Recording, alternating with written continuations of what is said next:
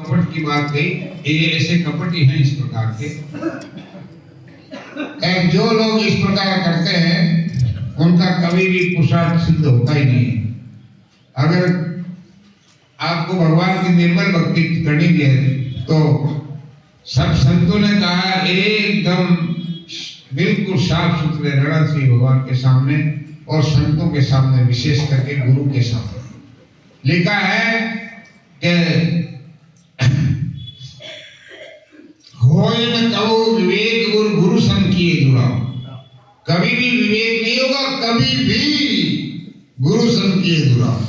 छुपाई और कुछ बताई है, ये बता रहे हो ये नहीं। और आप लोग सब महापुरुष बैठे हैं यहाँ पे कि जब गुरुजी दीक्षा देते हैं तो एक लकड़ी देते हैं इतनी सी।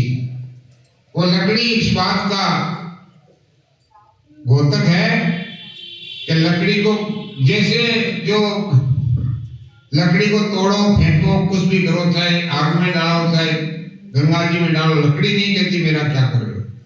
ऐसे ही गुरु दीक्षा लेने के बाद साधक को यह सोचना चाहिए कि संपत्ति सब रघुपति के, मेरा तन मन प्राण वचन सब कुछ गुरुदेव के चरणों में है। और जिन्होंने ऐसी स्थिति करी वही आगे बढ़े।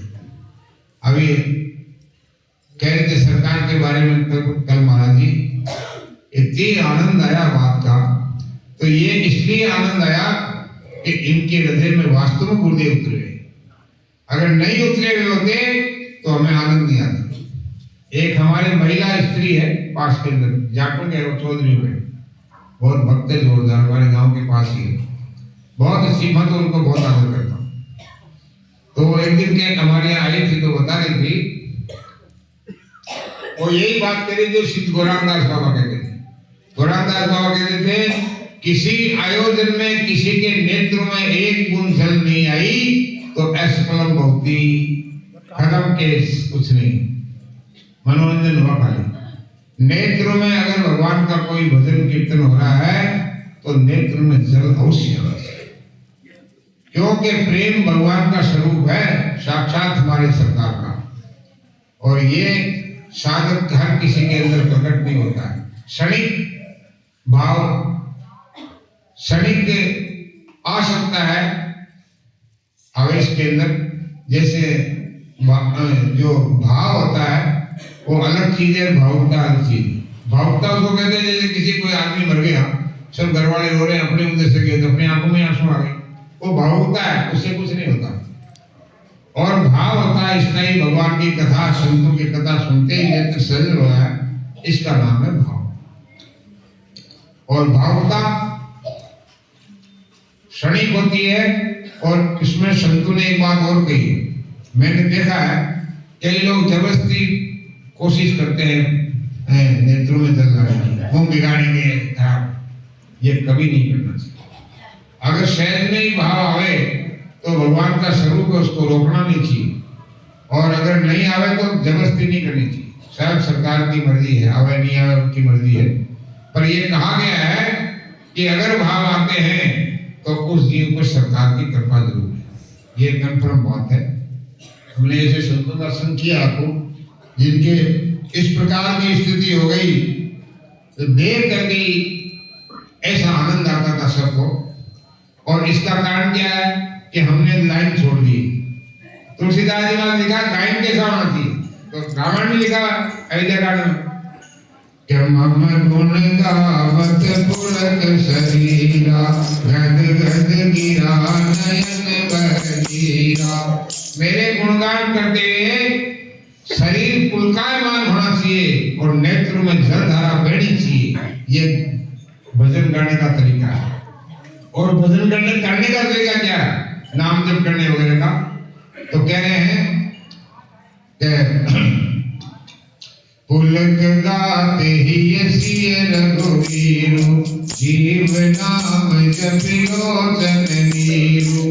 पुलक गाते ही सिय रघुवीरु, एकदम गात्र पुलकित हो जाए, हृदय में भगवान का ध्यान रहे स्थायी और नैनों में जलधार बहे, ये भजन करने का तरीका है। ये करके देखो तो सही क्या स्थिति होती है, वर्णन के बाद स्थिति होती है।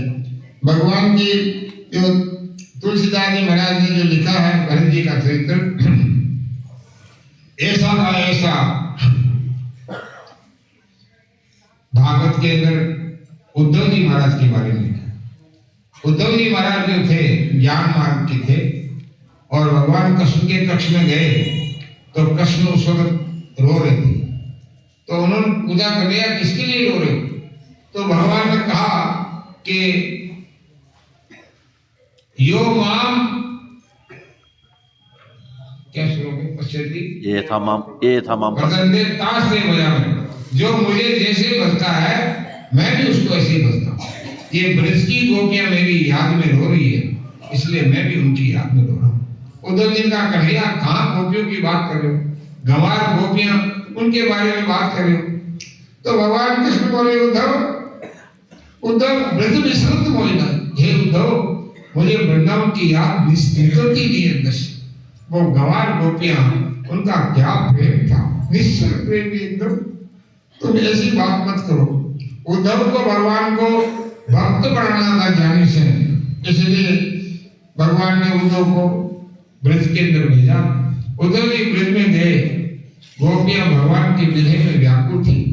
भगवान का उद्धव जी का एक सा स्वरूप है, लिखा है शास्त्र में, श्याम सुंदर का, उद्धव का और सुखदेव जी महाराज का एक ऐसा स्वरूप है, इनको अलग अलग नहीं किया जा सकता। उद्धव जैसे ही ब्रज में गए, गोपियों ने देखा कन्हैया आदमी आगे और अपना उत्तरी बिछा दिया, अपनी लुगड़ी नीचे, और जैसे ही उद्धव जी उसके ऊपर बैठे और प्रेम की दशाएं प्रकट हो गई, अद्भुत प्रेम। उन्होंने गोपियों से कहा मैं कन्हैया नहीं हूं, मैं उनका मित्र हूं, उद्धव नाम है मेरा। बस गोपियां उनको उल्हाड़े सुनाने लगी, उल्टे सुलटे बातें सुनाने लगी। ये वस्त्र से कैसे हो गया ऐसा? इसके बारे में हमारी सरकार का एक प्रश्न है। एक बार लिखा था कि जो प्रेमी संत हैं उनकी कृपा के कई लक्षण होते हैं, तो लिखा कि कृपा दृष्टि से हो जाती है। कोई हमें बहुत अच्छा लगे, कोई प्रेमी संत है और उनको हम अगर अच्छे लगे, उनकी कृपा कोई दृष्टि हमारे ऊपर पड़े, महाराज जी पुजारी जी की, तो हमारे में भी प्रेम उत्पन्न हो जाएगा, रुका सुखा हो जाएगा हमारा, वो भी क्षेत्र एकदम गदगद हो जाएगा किसी प्रेमी की नजर पड़ने से। ये नजर के द्वारा कृपा है। और एक छूने से होता है, स्पर्श करने से, जैसे महाप्रभु जी के बारे में आता है, कंठ लगावत हरि भक्तन को, कंठ लगावत हरि भक्तन को। महाप्रभु जी हरि भक्तों को गले लगा रहे हैं, और जैसे ही गले जिसको लगा रहे हैं उसमें ही भाव दशाएं प्रकट होती। ये स्पर्श करने से, एक वाणी से किसी को कह दिया गया तेरे ऊपर कृपा हो गई, ऐसे कई प्रकार की कृपा होती है। तो हमारे सरकार की कृपा का भी एक दिन परीक्षण किया गया, और जिनका वस्त्र उनको छुआ वो प्रेम में पावड़े हो गए। ये स्पर्श का प्रभाव है। ऐसे प्रेमी संत भगवान के किसी को स्पर्श कर ले, उनकी कोई वस्तु आपके टच हो जाए। जैसे चैतन्य महाप्रभु के जिस नाई ने बाल काटे थे वो बावड़ा हो गया प्रेम में, उसकी पत्नी ने छुआ तो वो बावड़ी हो गई, पर वो तो महान थे। पर आज भी अगर भगवान का कोई प्रेमी किसी को स्पर्श करता है, उसका कोई वस्त्र छूता है, तो धीरे धीरे उसमें परिवर्तन होता है, ये देखा गया। तो उद्धव जी महाराज जो थे वो ज्ञान की गांठ लेके गए थे और प्रेमी बन के आए। लंबा प्रसंग है, हमारे पास समय है नहीं। उद्धव जी महाराज के बारे में कहा है कि प्रेम की बाजी ज्ञान की बाजी डुगड गई, और प्रेम को बाजो ढोल ऊधो सुधो हो गयो, सुन गोपीन के बोल, सारा ध्यान धराए रह गया और प्रेम से पागल हुए उद्धव जी। वो सरकार हमारे श्याम सुंदर के पास आए, इंसान बसावा है, उनका विषय है ही नहीं। ये तो जिनके चित्त में भगवान बसे हुए हैं उनका विषय है। इस प्रकार तुलसी